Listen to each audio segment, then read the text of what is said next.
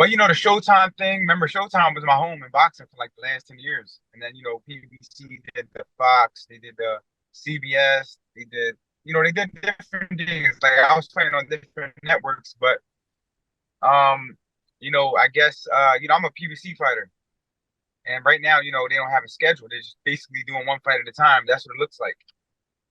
So there's no I don't think there's no date after the Gervonta Davis fight. You might know, but I don't know.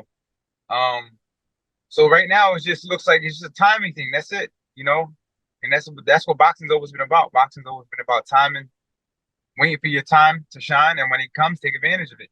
And that's pretty much it. It's just a game of timing and patience. I know you're really close to Al. Have you had a chance to just call him and be like, "Yo, Al, when am I getting back in there? Like, what's going on? Like, I need a date."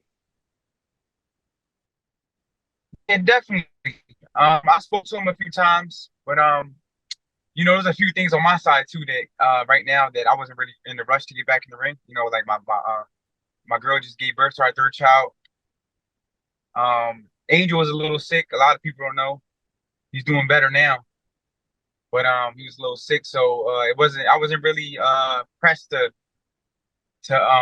get back in the ring like ASAP. You know what I mean? But hopefully everything smoothens out, and I'll be back in there. But mentally and physically, I'm ready to fight. It's just the timing wasn't right in my life for me to, like mentally 100% to get back in the ring.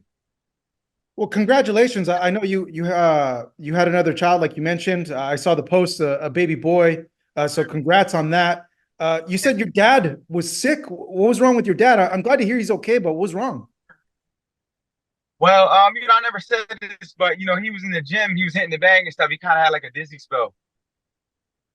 So I think he had like a little like a minor stroke. Oh no. Yeah, but he's doing okay though. He's doing fine. He's great. nothing happened to him. He was just like, he was pushing himself too hard in the gym and it was hot. And that's what happened. Mm. Well, I'm glad he's okay. I love your dad. Yeah, I love your dad. Your dad cracks me up, and right. like I miss talking to your dad also as well. So that's the other part. It's like we need you back in the ring, Danny. Like, come on. Yeah, I know. I want to fight. I want to fight, but like I said, right now it's just a timing thing, patience. I'm not getting any younger, but I'm also not damaging my body. And I feel like boxing is different these days. Like before, like 35, you consider old in boxing. If you look at all the top fighters right now, Usyk's 37 years old. Tyson Fury, what, 36, 37. So Terrence Crawford, Lomachenko, and I feel like I'm cuffing that clause. We all came up together. So I feel like fighters could fight a little bit older than before because of the matchmaking and how boxing is today. They don't let fighters get hurt. The matches are a lot more even. It's not 15 rounds like back in the day. So I feel like boxing is a lot different now. And if you take care of your body and look at Manny Pacquiao. He won a world title. He beat Keith Thurman when he was 40. So boxing is different these days. To me, I feel like, and when I'm in the gym, I still feel the same. I don't even feel like I lost a step. So it's just right now. It's just patience. That's it. Got to be patient in this game. Yeah, it's crazy because Manny Pacquiao, they're talking about maybe he has a potential fight with Mario Barrios for the WBC title at 147. I got this question a lot to ask you, Danny. A lot of people on our social media, and they want to know, I think I know what you're going to say because of what you just said right now, how you feel young still, but how many more fights do you see yourself in? To be honest, when I fought Benavidez in 2022, my mindset was, you know what? I'm gonna fight in 2023. I'm gonna fight in 2024, and let me see what I want to do.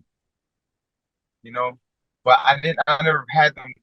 So basically, 2 years went past that fast. It's crazy, and so my plans didn't really go how I wanted to go because I wanted to fight Laura and win that middleweight title, and then come back, and get like a mega fight. Um, can you still see me? Yeah, yeah, I can still see you.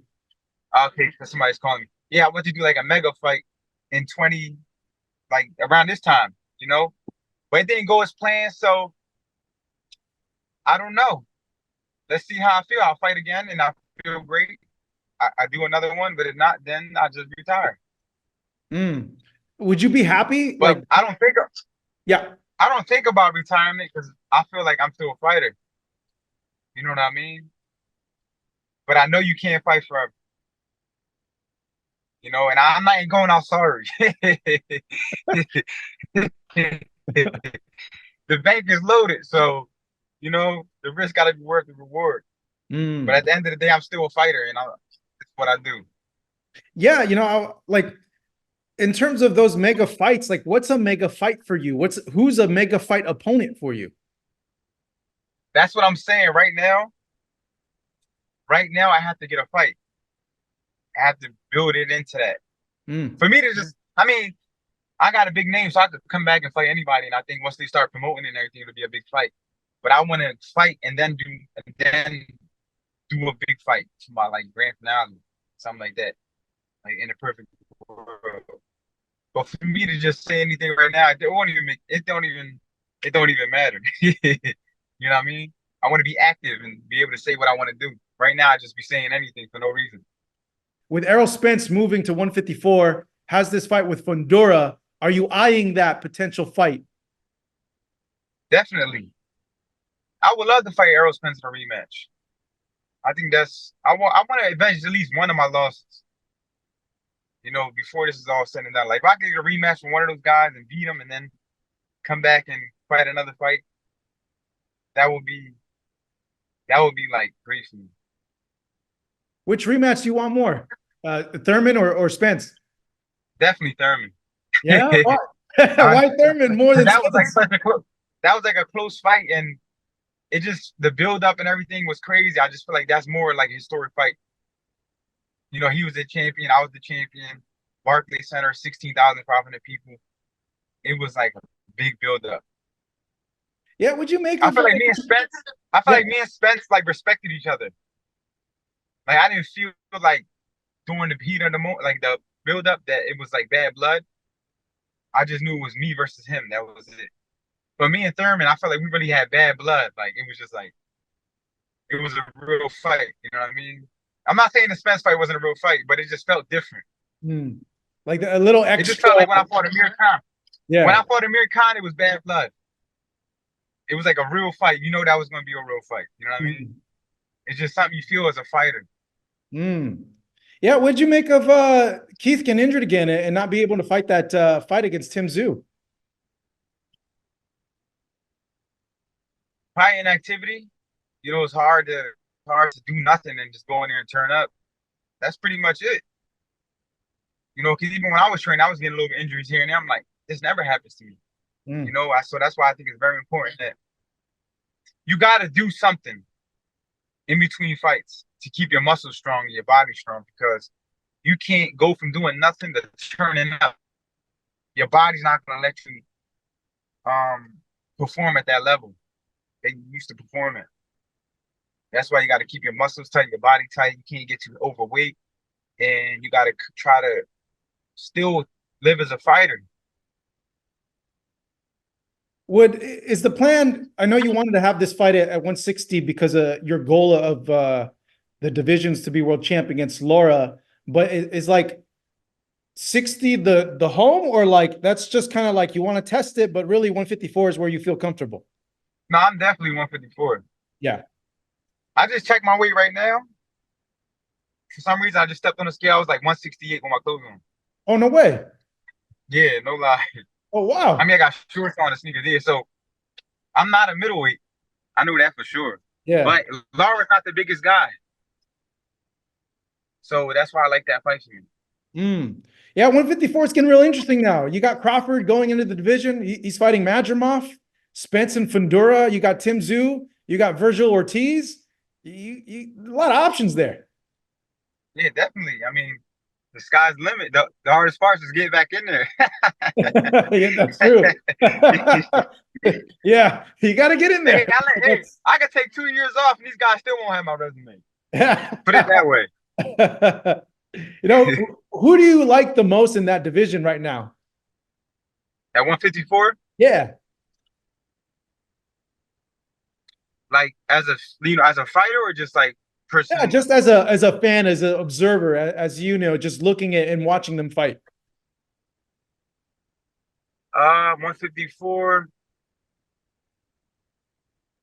There's a couple guys that I like. That I'm interested to see like the future. Like, I would like to see Virgil Ortiz's future. Oh, wow, okay.